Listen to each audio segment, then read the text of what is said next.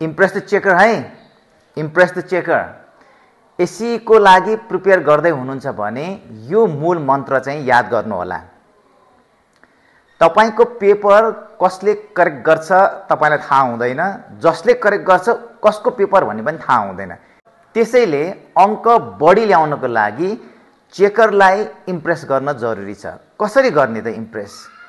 पहिलो कुरा तपाईको राइटिङ्सहरु एकदमै प्रेजेन्टेबल बनाउनुस्, लाइनहरु छोड्नुस्, ग्यापहरु छोड्नुस्, केयरमेट धेरै नगर्नुस्।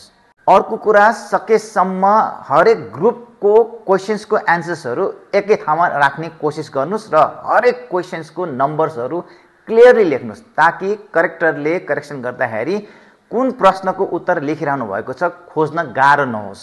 एन्सर सिटको साइडमा ग्याप छोड्नुहोस्, रफ चाहिन्छ रफ गर्नुहोस्, डायग्रामहरु बनाउनुहुन्छ क्लियरली मजाले बुझ्ने गरिकन बनाउनुहोस्। पोइन्टमा लेख्न मिल्ने एन्सर्सहरु छ भने त्यसलाई पोइन्टमा लेख्नुहोस्, प्याराग्राफमा डिस्क्राइब नगर्नुहोस्। सिम्बल नम्बर बुझ्ने गरी लेख्ने र एक्स्ट्रा एन्सर सिट छ भने त्यसलाई राम्रोसँग अट्याच गर्ने।